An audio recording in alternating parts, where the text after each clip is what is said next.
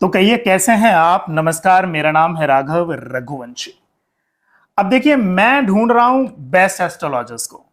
ऐसे एस्ट्रोलॉजर्स जिनको celebrities follow करते हैं, ऐसे एस्ट्रोलॉजर्स जिनको लीडर्स फॉलो करते हैं। तो उन्हीं में से एक सितारा आज हमारे साथ बैठा हुआ है जो अपनी वास्तु टिप्स के लिए जाना जाता है। इनके सेमिनार में मैंने अरबाज खान साहब को देखा, इनके लिए मैंने मीका सिंह को बोलते हुए देखा, और आज पंकित गोयल साहब हमारे साथ बैठे हैं। मैं जानना चाहूंगा पंकित गोयल, अगर आप एक वास्तु एक्सपर्ट या अगर आप एस्ट्रोलॉजर नहीं होते तो फिर क्या होते? मैं व्यापारी होता, बिजनेसमैन होता, और मैं अलग अलग तरीके के व्यापार कर रहा होता। तो मुझे बिजनेस टर्नओवर्स बनाने में बहुत मजा आता है, बिजनेस को अपलिफ्ट करने में बहुत मजा आता है, तो मैं उनमें से कुछ कर रहा होता जी। और मैं ग्राफिक डिजाइनर हो सकता था क्योंकि मेरी पढ़ाई उसमें है, तो वो भी एक फील्ड हो सकता है। मैंने इनिशियल डेज में अपनी लाइफ में मॉडलिंग भी की है, वो भी एक फील्ड हो सकता है जी। पॉसिबिलिटीज तो बहुत सारी, बट लाइफ में शायद मैंने जहां पर सबसे ज्यादा मेहनत करी वो यही फील्ड है, तो इसलिए ये। अदरवाइज हाँ, 3-4 फील्ड हो। स्कूल लाइफ कैसी रही आपकी? बहुत जबरदस्त रही। मैंने हर साल स्कूल चेंज किया। मैंने 8th क्लास में फर्स्ट टाइम अपना स्कूल चेंज किया, 9th में किया, 10th में किया, 11th में किया। और क्या कारण रहा होगा स्कूल चेंज करने का? सबसे पहले तो नंबर्स ऑब्वियसली कि बहुत ज्यादा अच्छे नहीं आते, तो पेरेंट्स को ऐसा लगता है कि स्कोप ऑफ इम्प्रूवमेंट है। अब till 8th I was a very brilliant student, तो बहुत अच्छा था। 9th आते आते पेरेंट्स को लगा कि बहुत अच्छा कर सकता है, तो एक और अच्छे स्कूल में भेजने की जरूरत है, जहां आकर थोड़ा सा डाउनग्रेड हुए।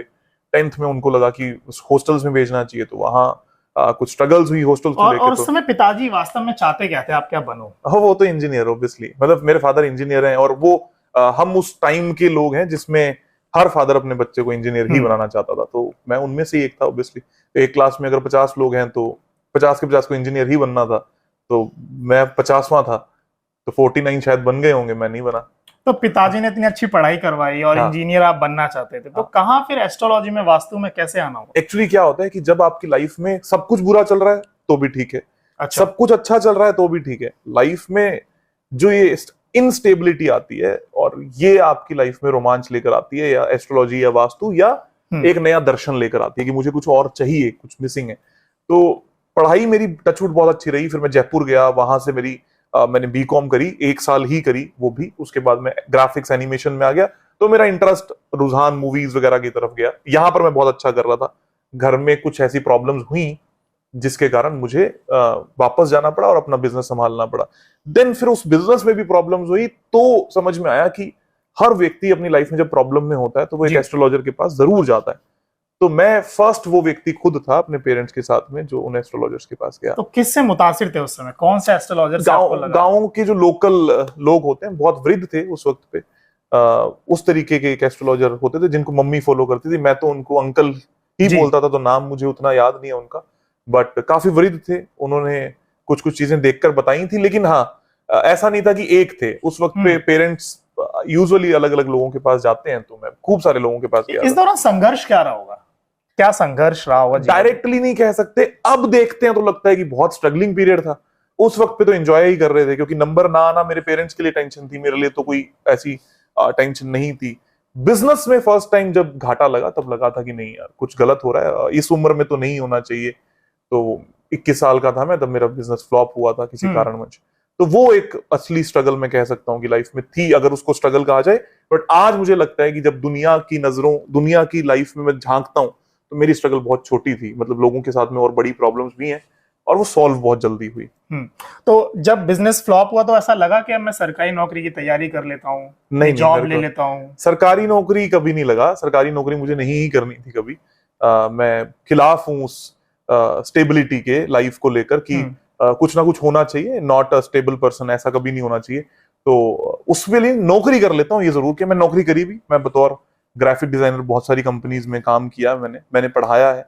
दिल्ली में एक एरिया है शाहदरा, वहां पर मैं कोचिंग दिया करता था, मैं लोगों को ग्राफिक्स सिखाया करता था। मैंने ये भी किया, 2-4-5 हजार तनख्वाह होती थी। बट अगेन उस उम्र में 5 हजार भी अच्छे थे, और उसको स्ट्रगल कहा जा सकता है क्योंकि खर्चे बीट आउट नहीं होते थे, लेकिन फिर भी it was a learning period, जिसके कारण आज मैं यहाँ हूँ जितना तो मुझे। फिर एक स्टेबिलिटी कब आई? कब लगा कि इस साल में स्टेबिलिटी आ गई, मुझे इसी में करना है, मेरा नाम हो रहा है, लोग पहचान रहे हैं? अब नाम और पहचान तो आज भी कई बार लगता है कि बहुत कमी है उसमें।